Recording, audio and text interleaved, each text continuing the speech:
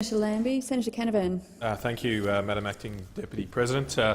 Today I would like to speak about the continuing severe drought in many parts of Queensland, particularly Western Queensland. Many senators would know that around 80% of Queensland remains drought declared, and while in recent weeks and months there has been some relieving rainfall in certain areas, there are certainly large parts of Queensland that remain without significant rainfall for going on nearly 4 years now. Many of these areas that had been drought declared have had 3 wet seasons, and it's a summer rainfall system in most of Queensland, 3 summers without any significant rain, and that has meant a degrading pasture situation in these areas. It has meant a substantial destocking of cattle and sheep from these areas, and over time it's had a consequent flow-on impact into the towns and communities and small businesses that populate Western and Northern Queensland. Just this week actually, we have heard that the Townsville abattoir will be closing early this year for Christmas because of the lack of cattle in the area. That's a direct result of this drought, and that will impact 500-odd workers in that Townsville meatworks who will have a lower pay over the Christmas period. Last week I travelled to Quilpie, which is a town in Western Queensland, west of the major town of Roma. It remains stricken by drought, and it frustratingly has not been able to qualify for some drought funding. Before I go into the detail of Quilpie, I do want to give the credit to the government in particular for a range of measures of support that they have implemented in response to the drought. There have been additional concessional loans and grants for certain infrastructure investments for farmers and graziers affected by drought. Some of those have been incredibly popular, especially the water infrastructure money that has been taken up in great degree. They have been a great help to the farming sector affected by drought.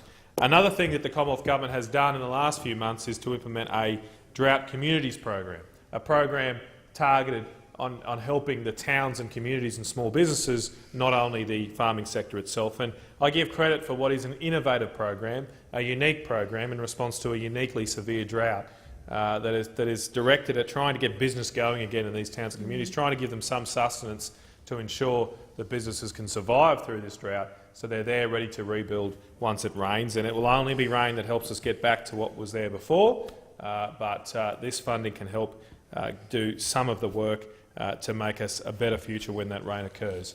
The funding is to fund shovel-ready projects in these communities to provide employment and stimulus to local businesses. 17 shires have now been declared as eligible in Australia, not just in Queensland, some in Western New South Wales as well, for funding, and each council will be eligible up to $1.5 million to fund these shovel-ready projects.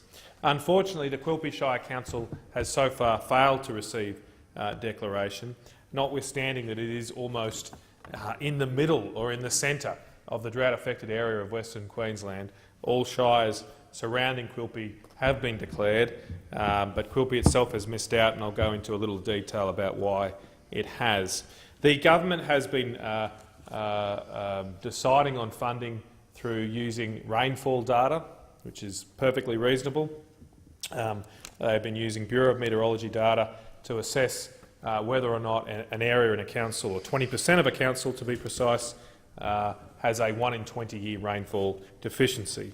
Now, generally speaking, that works well, and I absolutely recognise there needs to be a rules-based approach to public funding. However, in the case of Quilpie, there are a number of deficiencies in the data which have unreasonably and unfairly meant that they have, in my view, missed out.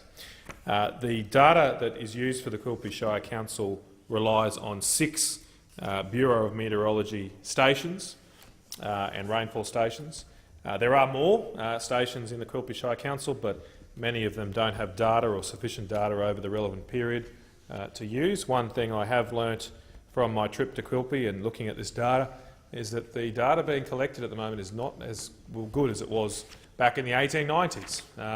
Many of these sites have very good rainfall data for the late 19th century, and right up to the late 20th century, but in the last 10 to 15 years there's been a marked drop-off in the quality and accuracy and consistency of the data collected. The locals put that down to consolidation and bigger businesses coming in and taking less time to collect data for the Bureau. Be that as it may, we've got the data we have to work with, and because it only relies on 6 stations, it is not a complete record of what's happening in Quilpie. It particularly fails to pick up some of the areas in the western part of the Shire, which are some of the worst affected. And like all data, like all statistics, they can mislead you if you rely on them too much. And I have had a look at the data from the 6 sites, which have varying availability themselves, but some of the sites have sufficient data. What seems to have happened is that last February, in February 2014, a storm event occurred in the Quilpie Shire Council and many parts of Quilpie. It delivered around 100 mils in rain, around 5 inches in the old scale, and that event alone has meant that Quilpie has not qualified. Just one storm has meant that it has failed to meet the 1 in 20-year rainfall deficiency on a number of these graphs. When you take it out, they would actually meet that deficiency. Now, the storm, while it may seem that delivered rain, therefore they shouldn't qualify, however, a storm like that coming through in a drought situation in fact does more damage than good. It destroys topsoil, it doesn't help pasture generate, and it has meant that the situation in Quilpie from a drought perspective is just the same as its neighbouring councils such as the Merway Shire Council. I think we need to look beyond just the rainfall data.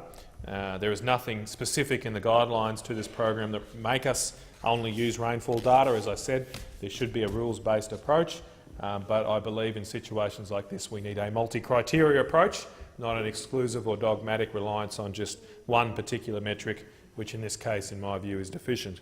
So, with that in mind, I have, with my office over the past couple of weeks, conducted a survey of businesses in Quilpie. We have identified 69 businesses. So far, we have received responses from around 40 businesses via the phone and also a survey on the internet that we've made available. Around 90% of those businesses have observed a negative impact because of the drought. It should be said that some businesses actually do have an uptick, a very small number, because of the destocking. Transport companies, stock and station agents often benefit from that, although they will face a downturn going forward given the destocked pastures. Around 2/3 of those 90% recorded a major impact, and while the average impact on turnover has been 20 to 30% reductions, many businesses also recorded a downturn of more than 50% on their turnover. As I said last week, I went out to Quilpie, and I just want to read some of the comments that have been relayed to me.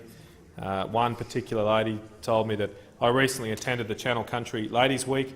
I was just surprised to see a large number of women suffering depression because of the drought.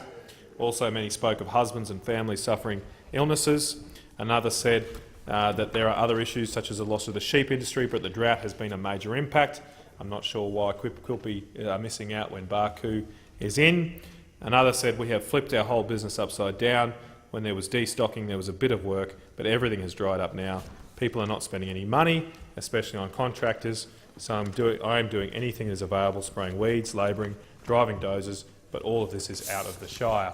I want to finally pay tribute and credit to the Quilpie Shire Council, who are doing their best to represent the interests of their Shire, particularly Mayor Stuart McKenzie, who's been down here to Canberra to speak to us about this, and he hosted me in Quilpie last week.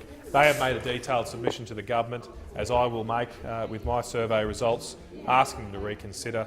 I give credit to the government that they are open to reconsidering the situation, and hopefully that will be done because, as I said in my opening remarks, this is a very innovative program on behalf of the federal government.